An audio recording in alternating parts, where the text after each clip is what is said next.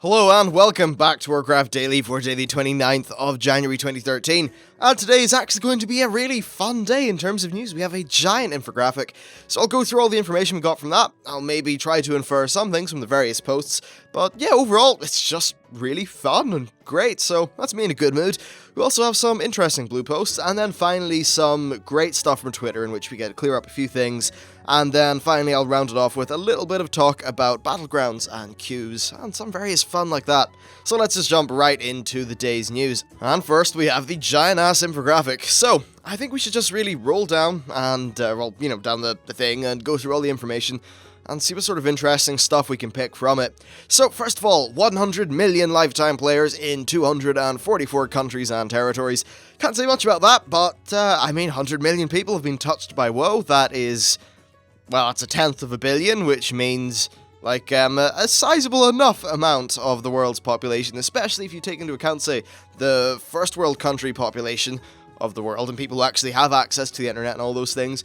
WoW's really got its way around the place. It's pretty nice. It must be crazy, though, the mail server that sends out those Scrolls of Resurrection, it's got 100 million possible people to send it to, which is kind of crazy. Anyway, so there's that. Now, next, 52% of characters are Alliance, 47% are the Horde, and 1% are neutral. This is interesting enough. Okay, Alliance, I suppose I do understand. That kind of lean towards the Alliance. Although, personally, if I had to choose again, I'd probably choose Horde, because sometimes their lore seems to be a little bit more interesting to me. But anyway, there's that. And then 1% are neutral. What does this mean? Well, I'm assuming that this is a character-by-character basis, meaning that, of the, I think it's the 500 million characters, that, I guess 5 million of them are either pandas or death knights that have basically just been left after they've been created. That's what seems to make sense to me.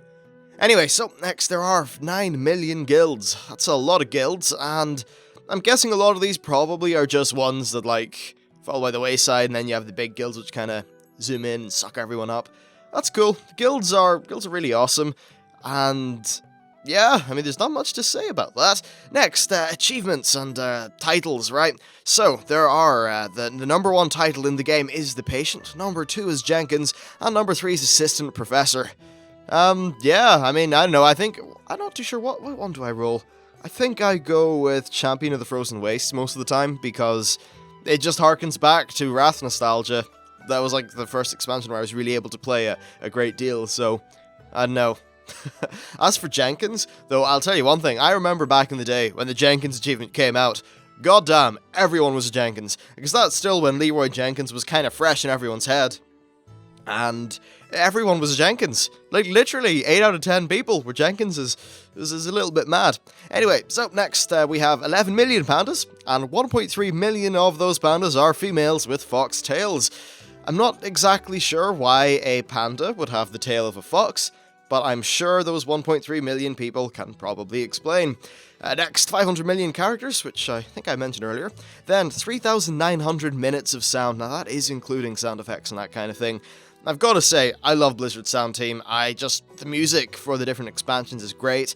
I switched to completely using that for my videos, apart from the little end slate, because I like that, when I use the end slate. It's nice and relaxing. But as for the main, music, I just think they do such a great job.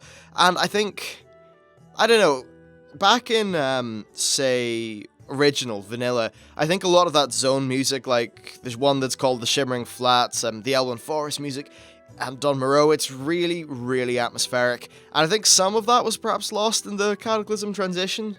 I think a good example of that was Darkshire. Was it Darkshire or Duskwood? One of the two, anyway. It used to have this really horrifying music, and then they just replaced it with some of the Worgany things. So that was a little bit unfortunate, but still, World of Warcraft's music is fantastic. And actually, musically, I think Cataclysm was really good. It had a lot of nice, solid stuff. I really liked the High-Gel music. Not too keen with the Zone, but the music I really loved. And then as for Mists of Pandaria, well, that's a weird one. I love the Chinese music. I think Russell Brower and the whole music team over there did a fantastic job on the Chinese-style stuff. I think that perhaps the music for the Klaxi and one or two things like that, they don't really do too much for me, but I think that that's nearly by design because they're supposed to be unsettling because they're damn bug people. I think Siege of Orgrimmar was also pretty cool. It was like Revenge of the Sith or something all over again with the music, which was, I suppose, kind of cool.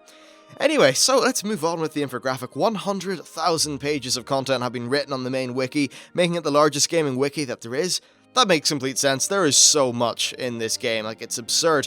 Now, next we have words. Words are important, and the people over at Blizzard have managed to write quite a few of them. 6 million words in total, which is the equivalent of 12 copies of Lord of the Rings. Let's actually just break down the numbers. I think there's interesting stuff here. So 1.5 million words in Vanilla, 2.2 million with the addition of the Burning Crusade, 3.3 million with Wrath, 4.8 with Cataclysm, and then 6 for Mists. So basically, most expansions that are just an expansion with adding new content seem to be about 1.2 million or 1.1 million words each. The reason why Cataclysm was a decent bit more is because it was revamping the old content, so there's more words to be added. Overall, that's really cool, and there's a lot of stuff to read. It's funny with quests. I personally don't really read much quest text, but that's just because of a time issue. But then when some games move into it being fully voice acted, like Star Wars The Old Republic or Elder Scrolls Online, you just find yourself annoyed by the inconvenience of it, and you're just sitting there spacebarring through the whole thing. So honestly, I think the best way to do questing is just to have what we have now in terms of quest text. And then for the bits where it really matters, or there's an important story moment, that's when you go and you throw in the voice acting and you really make it a big special thing. And then it just in general, you tell the story via the actions your character does, rather than the words that you read. Now next, this is going to be an interesting one, and actually this surprised me. The rarest mount in the game is the Heavenly Onyx Cloud Serpent. That is the one from the Shah of Anger. Here's the thing, 0.03% drop rate. God damn, that's a lot of runs. That's really interesting. There are a few other mounts that have got a similarly low drop rate. But I think what makes this one the rarest is the fact that you can only do the Shah of Pride once per character per week, instead of some other bosses, like maybe a dungeon boss, you can do it once a day or once every 3 or 4 days because of the way resets used to work. So yeah, I mean, damn, it's really rare. Also, of course, you can't solo the Shah of Anger unless you're a Blood DK. Anyway, so next, the most common pet in the game is the squirrel, and the least common is the tiny red carp. I'm not too sure what the tiny red carp is in terms of where it comes from, but I think I remember it being really rare. Anyway, so there are 619 unique pets in the game and 504 mounts. It's a lot of mounts. I'm sure there are a lot of recolors in there, but wow, if you're a mount collector, that's a lot of stuff to do. Oh well. Next, there are 900,000 PvE instances per day, 3.6 million pet battles per day, and 670 PvP instances. Very interesting, the amount of pet battles that are done. Now, I'd say it's probably somewhere under 20% of the player base actively engages in pet battles quite a lot. So I think there's a lot of people who do a lot of pet battles, they have a lot of fun out of it. Obviously, there's 3.6 million of them going on every day. That definitely just proves the worth of that addition to the game. So I think that's really great. As for the PvE and PvP, that stuff makes sense. Anyway, next, 11 million achievements have been completed since the Mists of Pandaria launch. And then for challenge modes, 504k bronze medals have been achieved, 332 silver, and 162 gold. I think this is maybe slightly reflective on the limited appeal of challenge modes, but I think for those people who really do enjoy challenge modes and the leaderboards and that whole thing, it's a great little thing to have in the game. Next, there are 2.8 million daily trades, which is twice that of eBay on Cyber Monday 2009. A little bit crazy, because Cyber Monday, well, for those of you who aren't in America, it's basically Black Friday, but without people trying to murder each other and fight with each other, and basically reenact The Walking Dead on a really frighteningly regular basis. Actually, I saw this video, it was like Germany. I think it was the Xbox One, but it was similar to Black Friday. And it literally just looked like one of those zombie movies with hordes of people. It's like World War Z all over again. Anyway, so for these auctioneers who are doing these 2.8 million trades, they have about 40,000 trades to do a day. So they're pretty much, they've got their work cut out for them. And then finally, YouTube, 87 million views on the main WoW channel, 2.6 million WoW videos made, and 50 million WoW searches done per year. I Am Murloc, which is a song by the rather fantastic level 90 Elite Tauren Chieftain, has 9.2 million views, and the band themselves play 3,000 games or shows per year. I'm guessing that's per server or something like that, so they probably play many thousands a day, which is kind of cool. Or maybe they play 3,000 a day. Actually, no, I think they do play 3,000 a day. Whoops. And then finally, 50 million Google searches per year on YouTube, 5.2 million likes on the Facebooks, and 408,000 followers on Twitter. A lot in my own YouTube stats. Basically, nearly 15,000 subscribers and 2.269304 million. No. 2,269,304 views. Woohoo! So, I'm like really tiny in comparison to everyone else.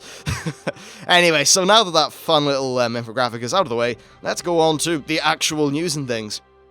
Not a great deal, but it's rather interesting though. So first of all, we have a blue post from Lore. This is about sub-90 battlegrounds, again, but they said that basically having item level brackets could lead to some worse problems, especially with long queue times. So yeah, there'll be less people in the different brackets, perhaps, based on how just how wide they need to make those brackets, and then perhaps that would lead to balance issues, where maybe you have characters with heirlooms that are like a lower level, and then characters with no heirlooms that are a few levels higher, but maybe it all just balances out weird with the amount of abilities each character has because of their level, general things like that. And they said, yeah, it's kind of janky, but they are actually, basically, if they could implement, in essence, what an item level bracket would be trying to achieve, if they could implement that without killing off queue times, then they really would be happy about it.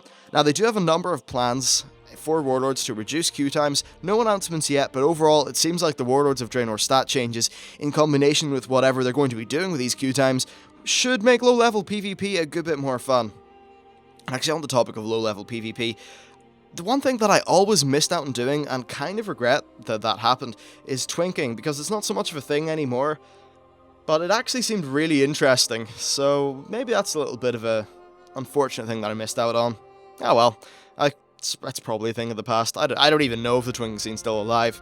Because, since the whole point of twinking was that you could lord over everyone else in the battleground, so once they locked off the XP, then it's really just a battleground with a limited amount of abilities, and maybe there's actually a good deal of fun to be had with that simplicity. It certainly is a bit of an interesting design kind of thought, because you're going to have less CCs, less abilities, so maybe it's just a little bit more simple and palatable, and maybe that translates to more fun, maybe it doesn't. I have no damn idea. Anyway, so finally, let's round it off with Twitter. Oh, I'm mincing my words today. So, it turns out there's another Blizzard guy who we should be following on Twitter. His handle is Oland Green. That's OLANDGREN.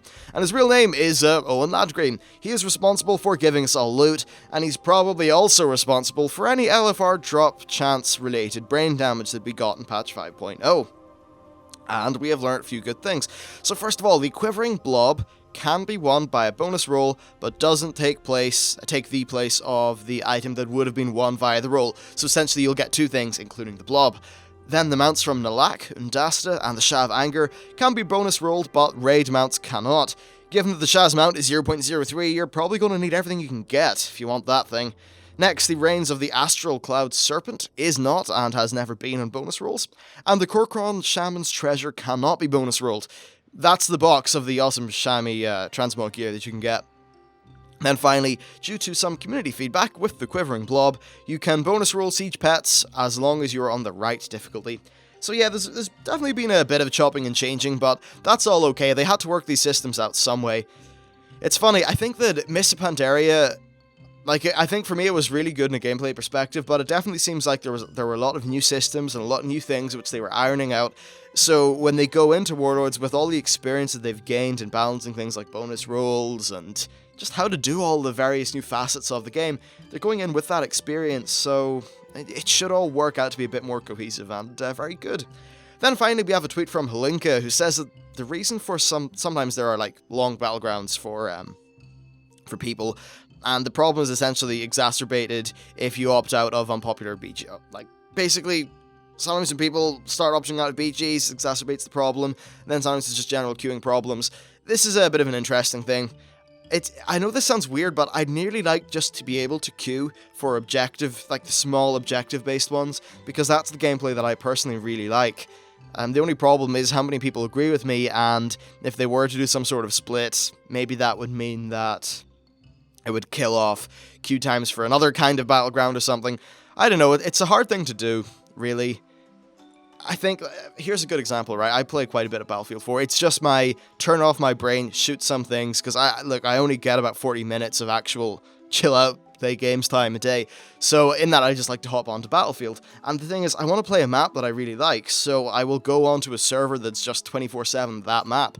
So I can just say, right, I want to play on Parcel Storm, so I just go onto a Parcel Storm server. I understand that there are like significant problems with doing that in World of Warcraft, though. So it's a bit of a tricky, it's a very tricky situation to fix. You know what? I'll probably roll it into some sort of PvP discussion video in the future and really sort of spend some time trying to think it over. But anyway, that is it for today's Warcraft Daily. I hope you enjoyed the show. If you have any feedback, questions, responses, or any general things like that, you can leave them down in the comments, and, well, I will pull a faux announcement and say that there will be another place you can leave your comments, and I will announce it later on today. Haha. So, yeah, that's it. Thank you very much for watching the show. Please like, subscribe, favorite, all that crazy stuff, and I will see you tomorrow.